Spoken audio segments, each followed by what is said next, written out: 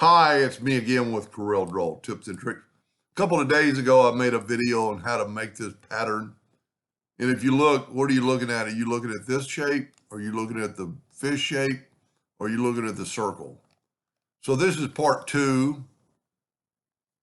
So what we're going to do is I'm going to take a square, holding down the control button to make a perfect square. I'm going to go ahead and rotate it 45 degrees because that's going to come into play. I'm going to pick with the shape tool, I'm going to pick scallop corners, and I'm not going to hold down anything. And I wanted this angle at that 45 degrees so I could control D, then holding down the control button, mirror that over. So I'm going to fill in this shape, which is kind of a new way to make that shape. Now, I'm going to get rid of this one. I'm going to take away the fill by left-clicking. I'm going to right-click an outline. I'm going to go to Effects, and I'm going to go to Contour. I'm going to contour like a 1/2 inch to get, well, that's too much. Let's go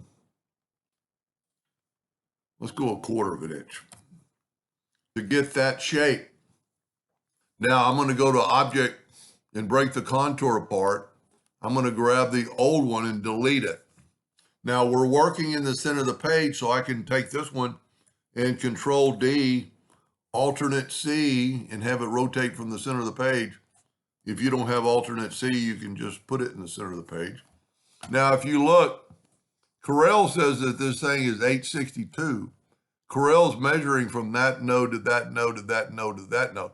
It's not taking in the account of these spikes, and we can kind of prove that. I'm going to group that together, and I'm going to rotate. If you look, 862, I'm going to rotate it 45 degrees, and now it's 913.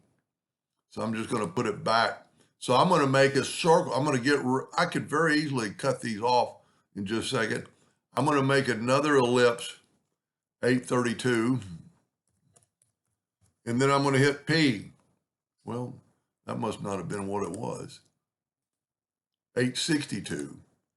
So I'm going to take this one and make it 8.62.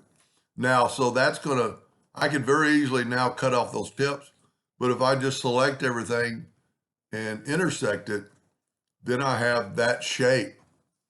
Now, that shape is very similar to the other day, what we did, but I'm going to make it a little easier with math. You could very easily Control D and grab that node and click it, snap it to there. But let's just do this with math. We want to put this line, so if you get the parallel dimension tool and put it on that node and go to that midpoint, so we're at 646. So if we take with nothing selected, take your nudge factor and make it 6.46. When we nudge this over, Control D, it's perfectly into space. And you could just keep going forever.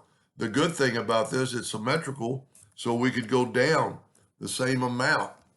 Now, we can't really fill anything in yet. I'm going to add one more. Make it kind of a square. I'm going to Control G to group it. I'm going to hit P just to make it in the center of the page. Now, is this a centerable item? So let's take that chamfered corner. Let's take the rectangle tool, and you see it goes to the center, and then go down here to the center. Select both of them and go to intersect.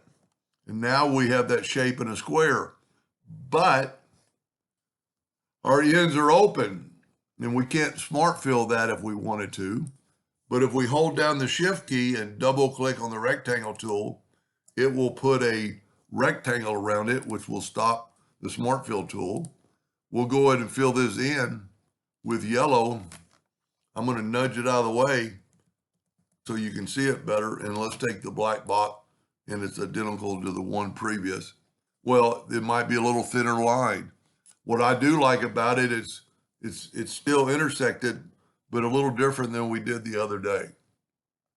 So think about that next time you want to make a seamless pattern.